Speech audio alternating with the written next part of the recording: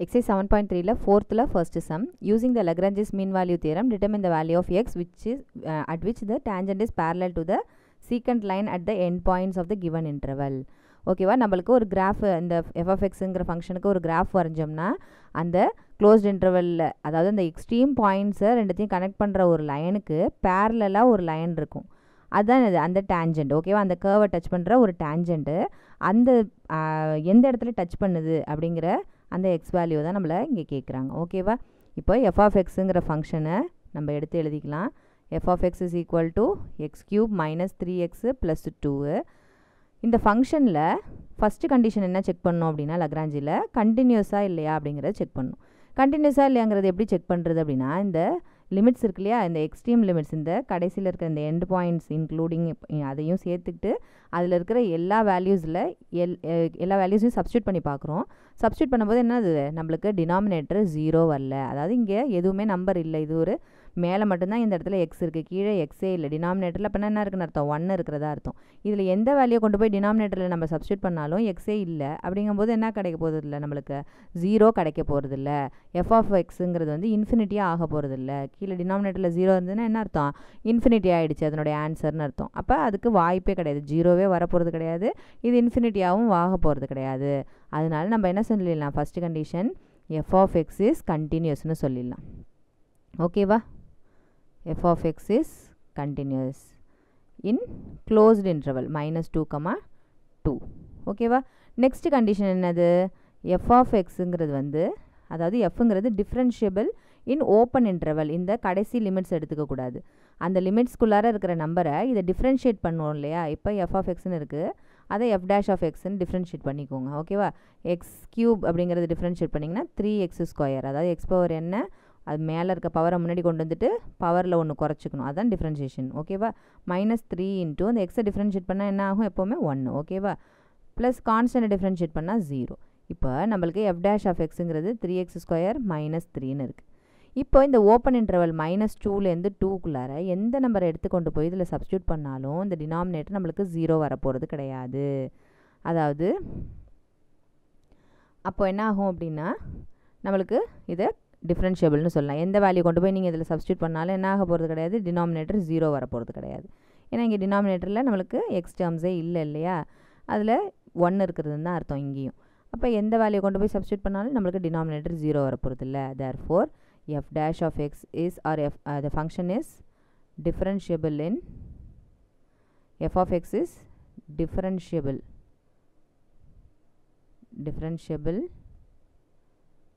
in open interval.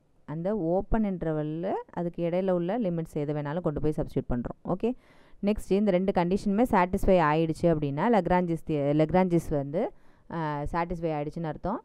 அப்புறம் satisfy ஆகிடுச்சுன்னா நம்ம என்ன கண்டுபிடிக்கணும், அந்த கிரிட்டிக்கல் பாயிண்ட், அந்த டேஞ்சண்ட் வேல்யூ, அந்த டேஞ்சண்ட் வந்து அந்த கர்வை தொடுது இல்லையா ஒரு பாயிண்டில், அந்த வேல்யூவை நம்ம கண்டுபிடிக்கணும். ஓகேவா, both the conditions are satisfied. Both conditions are satisfied. இங்கே ரோல்ஸ் தியரம் மாதிரி இல்லாமல் நம்ம f'(x)-ஐ 0க்கு ஈக்குவேட் பண்ணி அந்த எக்ஸ் வேல்யூ கண்டுபிடிப்போம் இல்லையா, அது ரோல்ஸ் தியரம். ஆனால் இங்கே வந்து நம்மளுக்கு ஃபார்முலா இருக்குது லக்ராஞ்சிஸில், f'(x) is equal to f(b minus f(a) divided by b minus a. அதாவது கொடுத்துருக்கிற ஃபங்க்ஷனை ஒரு தடவை டிஃப்ரென்ஷியேட் பண்ணி அந்த வேல்யூயும் நம்ம f(b minus f(a), பிங்கிறது என்னது, இந்த -2 எக்ஸ்ட்ரீம் லிமிட்ஸ் இருக்கு இல்லையா, இது b, இது a பின்னு அர்த்தம். ஓகேவா, இந்த வேல்யூஸை கொண்டு போய் அந்த ஃபங்க்ஷனில் சப்ஸ்டியூட் பண்ணி இந்த ஃபார்முலாவில் அப்ளை பண்ணி ஈக்குவேட் பண்ணதுக்கப்புறம் எக்ஸோட வேல்யூ நம்மளுக்கு கிடச்சிரும். f'(x) நம்ம இங்கே ஏற்கனவே கண்டுபிடிச்சி வச்சுருக்கோம், 3x² -3, அதை இங்கே எடுத்துக்க வேண்டியதான். அடுத்தது f(b)யும் f(a)வும் இதில் சப்ஸ்டியூட் பண்ணி நம்ம கேல்குலேட் பண்ணி வச்சுக்கலாம். f(b)ங்கிறது 2, f(2) is equal to, எங்கெங்கெல்லாம் x இருக்கோ அங்கெல்லாம் 2 போட்டுங்க, 2³ minus 3 into 2 plus 2 which is equal to 8 minus 6 plus 2 which is equal to 4. Next என்னது, f(a), அதாவது ஃப்ரண்ட்டில் ஃபஸ்ட்டு பாயிண்ட் இருக்கு இல்லையா, அதை சப்ஸ்டியூட் பண்ணிங்க, f(-2). அப்போ எங்கெங்கெல்லாம் x இருக்கோ அங்கெல்லாம் -2 சப்ஸ்டியூட் பண்ணிக்கணும். -3 into x-க்கு பதிலாக -2 plus 2 which is equal to -8 plus 6 plus 2. அப்போ என்ன ஆகிடுது, 0ன்னு ஆகிடுது. 6 plus 2 8, 8 minus 8 0. அப்போ f(a), f(b) கண்டுபிடிச்சாச்சு. f'(x)ங்கிறது நம்மளுக்கு தெரியும், 3x square minus 3 which is equal to f of b ஓட வேல்யூ என்னது 4 f of a ஓட value 0 divided by b minus a bங்கிறது என்னது 2 minus of 2 aங்கிறதோட வேல்யூ minus 2 இல்லையா அதனால which is equal to 4 divided by 2 minus of minus 2ங்கும்போது 2 plus 2 2 plus 2ங்கிறது 4 இது ரெண்டையும் அடிச்சு போடும்போது 1 ஓகேவா அப்போ 3x square minus 3 equal to 1ன்னு ஒரு எக்ஸ்பிரஷன் கடைசியாக ஃப்ரேம் பண்ணியிருக்கோம் இதுலேருந்து நம்ம என்ன செஞ்சுக்கலாம் எக்ஸோட வேல்யூ கண்டுபிடிச்சிடலாம் 3x square is equal to இந்த minus 3 அங்கே எடுத்துகிட்டு போயிட்டிங்கன்னா 1 plus 3 which is equal to 4 ஆகிடும் so 3x square is equal to 4னா x square is equal to 4 by 3 implies x is equal to என்னது 4க்கு ரூட் எடுத்தோம்னா 2 divided by 3க்கு ரூட் எடுத்திங்கன்னா √3 ஓகேவா அது வந்து இப்போ ஸ்கொயருங்கிறதுனால நம்மளுக்கு ஆன்சர் எப்படி வரும் ப்ளஸ் ஆர் மைனஸில் வரும் அப்போ அந்த டேஞ்சண்ட்டை ரெண்டு இடத்துல தொடுது அது அந்த லிமிட்ஸ்குள்ளார இருக்கா இல்லையாங்கிறத நம்ம செக் பண்ணிக்கணும் ஓகேவா -2லேருந்து அந்த 2க்குள்ளார அந்த நம்பர் இருக்காங்கிறத நம்ம பார்க்க போகிறோம் ஓகேவா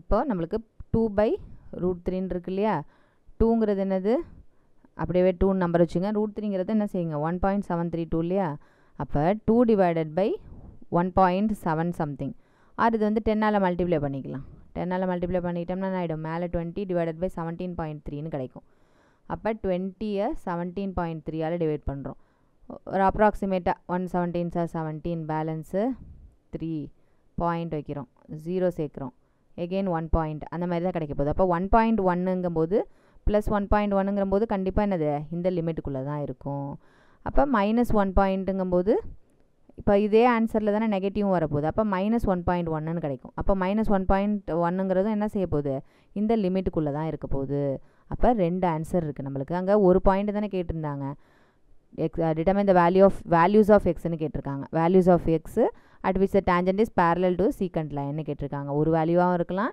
இல்லை நம்மளுக்கு கிடைச்ச மாதிரி ரெண்டு வேல்யூவாகவும் கூட இருக்கலாம் அந்த ரெண்டுமே வேல்யூ வந்து என்னது அந்த ரேஞ்சுக்குள்ளார இருக்காங்கிறத நம்ம ஒரு தடவை வெரிஃபிகேஷன் பண்ணி பார்த்துக்கணும் ஓகேவா அது ரேஞ்சுக்குள்ளார இல்லைன்னா அந்த வேல்யூவை விட்டுட்டு எது ரேஞ்சுக்குள்ளார இருக்கோ அதை மட்டும் நம்ம எடுத்துக்கணும் ஓகேவா therefore critical point c is equal to plus or minus 2 divided by √3 இந்த பாயிண்டில் தான் அந்த டேஞ்சன்ட் வந்து அந்த கர்வை டச் பண்ணுது இந்த பாயிண்ட்ஸில் ஓகேவா